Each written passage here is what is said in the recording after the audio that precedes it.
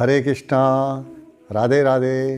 भक्तों, आज मैं आपके सामने श्री बांके बिहारी जी महाराज जी के चमत्कार की एक सत्य घटना लेकर आया हूँ। आपको सत्य घटना सुनाऊँ उससे पहले आप बड़े प्रेम से बोलिए राधे राधे। चलिए, अब आपको मैं एक ऐसी भक्त माता जी की कथा सुनाता हूँ जिसकी मन की इच्छा बिहारी जी ने पूरी की। यह कथा लगभग 50-60 साल पुरानी है। तब वृंदावन आजकल की तरह नहीं होता था, ना ही इतनी भयंकर भीड़ होती थी। एक बहुत ही भक्ति भाव वाली स्त्री थी जिसका नाम था रूपमती, बांके बिहारी जी की परम भक्त। जब भी मौका मिलता वो वृंदावन बांके बिहारी जी के दर्शनों के लिए जरूर आती। एक समय की बात है, वो माता जी वृंदावन बांके बिहारी जी के दर्शनों के लिए आई। वो दिन शरद पूर्णिमा का दिन था। आपको तो मालूम ही होगा कि शरद पूर्णिमा के दिन बांके बिहारी जी सफ़ेद रंग की पोशाक धारण करते हैं और साल में एक ही दिन ऐसा होता है जब वो बंसी धारण करते हैं। भक्तों, वो रूपमती माता जी बांके बिहारी जी के दर्शन करती जा रही है। सफ़ेद रंग की पोशाक में बिहारी जी बहुत सुंदर लग रहे थे। झिलमिलाती पोशाक, हाथों में बंसी, मोर मुकुट, कानों में कुंडल। बिहारी जी के दर्शन करते करते उस माता जी के मन में कामना हुई कि मैं भी बांके बिहारी जी के लिए एक सुंदर सी पोशाक अपने हाथों से बनाऊं और अगले साल शरद पूर्णिमा के दिन बिहारी जी इस पोशाक को धारण करें। ऐसी मन में उसके कामना हुई। बिहारी जी को देखते देखते ना जाने कितने सपने उसने मन ही मन में बुन लिए कि मैं पोशाक का कपड़ा वहाँ से लाऊंगी, सलमा सितारे लगाऊंगी, मोटा गोटा किनारी लगाऊंगी, बिहारी जी की पीछे का पर्दा ऐसे बनाऊंगी, राधा रानी की गद्दी सेवा का कपड़ा ऐसे बनाऊंगी। वहाँ खड़े खड़े ना जाने कितने हज़ारों सपने बुन लिए, उसको खुद को ही नहीं पता। जब बांके बिहारी लाल के जयकारे लगे, बोलो बांके बिहारी लाल की जय, तब उसको चेतना हुई, ओहो ये तो मैं सपना ही देख रही थी। तभी बिहारी जी को नमस्कार किया, प्रणाम किया और सीधा अपने गोस्वामी जी के पास चली गई और अपने लिए अगले साल का शरद पूर्णिमा का दिन बिहारी जी की पोशाक के लिए बुक करवा लिया। भक्तों, आपको तो पता ही है कि बिहारी जी को कोई भी सेवा देनी हो, चाहे वो 56 भोग की हो, श्रृंगार की हो, राजभोग की हो, चाहे फूल बंगले की हो, पहले से बुकिंग करवानी पड़ती है। भक्त माता जी मन में सपने लिए अपने राजस्थान अपने घर में आ गई और पहले दिन से ही उसने बिहारी जी की पोशाक बनाने की तैयारी शुरू कर दी। जहाँ से उसने सोचा था वहीं से वो कपड़ा लेके आई। सिप्पी, सितारे, गोटा, किनारी, मोती सब ले आई और बड़े ही भाव के साथ ठाकुर जी की पोशाक बनाने लगी। उसका डेली का नित्य नियम था कि कभी आधा घंटा, कभी 1 घंटा ठाकुर जी की पोशाक सेवा में देती वो। भक्तों, एक एक तार उसने, एक एक मोती उसने अपने हाथों से लगाया। पोशाक बनकर तैयार हो गई। वाकई ही पोशाक बहुत सुंदर बनी थी। भक्तों, पोशाक जो है शरद पूर्णिमा से 20-25 दिन पहले ही बन के तैयार हो गई। वो रोज़ उस पोशाक को देखती और सोचती, ये पोशाक में मेरे बिहारी जी कैसे लगेंगे, ये पोशाक बिहारी जी को कैसे लगेगी। बस यही सोचती रहती। शरद पूर्णिमा का दिन का इंतज़ार करती रहती। एक एक दिन उसके लिए एक एक महीने के समान गुजर रहा था। कब शरद पूर्णिमा आएगी और मैं वृंदावन जाऊंगी, बिहारी जी इस पोशाक को पहनेंगे, बस यही सोचती रहती। भक्तों, एक दिन आखिर वो दिन आ ही गया।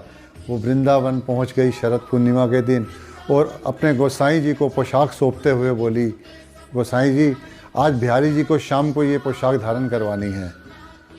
गोसाई जी कहने लगे, मैया आज नहीं, कल शाम को धारण करवा देंगे। आज तो दतिया के राजा जी का आदेश है, उन्हीं की पोशाक धारण करानी है। बस इतना सुनते ही माता जी के तो सर पे मानो एक पहाड़ सा टूट पड़ा हो।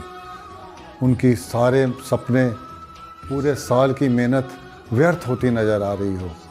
मुख से तो बेचारी कुछ ना कह सकी, लेकिन मन ही मन कहने लगी, बिहारी जी के दरबार में राजा रंक न कोई, जहाँ पर कन्हैया रीजा सो उसी का होई।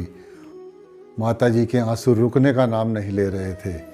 मन ही मन बहुत दुखी थी। उनके मन की व्यथा सुनाना हमारे शब्दों में नहीं है। गहरा कोहरा उनके मन में छा गया था। उस समय उनके मन के भाव को समझना बहुत मुश्किल था। वो बिहारी जी से भी बहुत गुस्सा थी। मन ही मन शिकायत कर रही थी कि बिहारी जी, आप कब से प्रेम में फ़र्क रखने लग पड़े? आप कब से राजा और प्रजा में फ़र्क रखने लग पड़े? इतने में वहाँ राजा जी की पोशाक लाई गई। भारी भरकम जरी के काम से लदी हुई, जगमग करती, सुंदर चमकती हुई पोशाक। ऐसा लग रहा था कि हाथ लगाते ही कोई मोती टूट ना जाए। इतनी सुंदर, सुंदर होती भी क्यों ना। निरंतर अपने कारीगरों से कहते रहते थे, पोशाक बढ़िया बननी चाहिए, गजब की बननी चाहिए, राजा जी की तरफ से बन रही है, सबको अलग से दिखनी चाहिए। अब भक्तमती माता जी निराशा के साथ मंदिर से बाहर आ गई। मम्मी जी राजा जी वाली पोशाक लेकर बिहारी जी को धारण कराने के लिए ले जाते हैं। इतनी बढ़िया पोशाक जगमग करती हुई गोस्वामी जी बिहारी जी को पहनाने लगे तो ये क्या, बिहारी जी के बाजू में ही नहीं आ रही है। गोस्वामी जी एक तरफ बाजू से पहनाते हैं तो दूसरी तरफ से छोटी हो जाती है, दूसरी तरफ से पहनाते हैं तो इधर से छोटी हो जाती है। गोस्वामी जी को समझ नहीं आता। आधा पौना घंटा इसी काम में ही लग जाता। दर्शनों के लिए भक्तों की भीड़ इकट्ठी हो जाती है। बांके बिहारी के जयकारे लगने शुरू हो जाते हैं। उधर राजा जी भी अपने मंत्रियों के साथ बिहारी जी के दर्शनों के लिए बड़े उत्साहित होते हैं कि वो राजा की तरफ से बनाई हुई पोशाक में बिहारी जी कैसे लगते हैं। उधर श्रृंगार तो क्या, अभी पोशाक भी धारण नहीं हुई। अंदर गोसाई जी भी बहुत परेशान थे, बहुत घबराहट में थे। घबराहट में बिहारी जी के चरणों के साथ लिपट गए और रोने लगे कि हे दीन बंधु, मेरा अपराध क्षमा करो। तभी उनके अंतर मन से आवाज़ आई, या बिहारी जी ने कहा, रूपमती की पोशाक। तभी गोस्वामी जी ने राजा की पोशाक इकट्ठी की और एक तरफ रख दी और रूपमती की पोशाक बिहारी जी को धारण कराने लगे। गोस्वामी जी ने देखा कि आज बिहारी जी आगे बढ़ चढ़कर रूपमती की पोशाक को धारण कर रहे हैं, जबकि हर रोज़ बिहारी जी को तैयार करने में, श्रृंगार करने में, पोशाक धारण कराने में कम से कम 1 घंटा लगता है। आज बिहारी जी 10 मिनट के अंदर बिहारी जी का श्रृंगार हो गया और उन्होंने पोशाक भी धारण कर ली। उधर दर्शन खुले और राजा जी अपनी पोशाक में बिहारी जी को ना देखकर बहुत नाराज़ हुए और उनका गुस्सा 7वें आसमान पर पहुंच गया। राजा जी तुरंत जाके गोसाई जी से मिले और गोसाई जी ने उनको समझाया कि महाराज, आपकी पोशाक धारण कराने की मैंने बहुत कोशिश की, परंतु पोशाक कुछ छोटी रह गई। अब छोटी रह गई। इतना सुनते ही उनका गुस्सा कारीगरों पे बहुत बढ़ गया। अभी जाके खबर लेता हूँ कारीगरों की।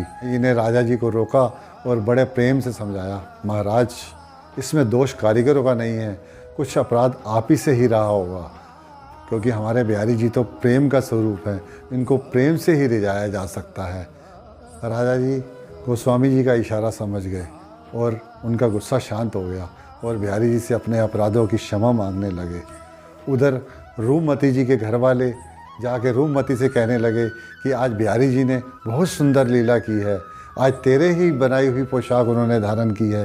राजा जी की पोशाक उनको आई नहीं, वो छोटी रह गई और तेरी पोशाक धारण की है और बहुत सुंदर लग रहे हैं।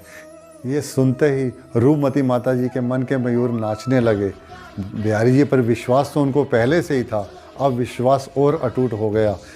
वो नंगे पाँव ही बिहारी जी के मंदिर की तरफ भागी और बिहारी जी के दर्शन किए और निहाल हो गई। बिहारी जी भी उसकी तरफ देखते हुए कहने लगे, बहुत सुंदर पोशाक बनाई है, मुझे बहुत पसंद आई। भक्तों, ऐसे हैं हमारे बिहारी जी। इसी तरह भक्त की भक्ति और प्रेम की जीत हुई। भक्तों, अगर ये कहानी, ये सच्ची कहानी अगर आपके दिल को छुई हो तो इसको ज़्यादा से ज़्यादा शेयर करें, ताकि बांके बिहारी के सभी भक्तों का विश्वास उन पर अटूट हो जाए। राधे राधे।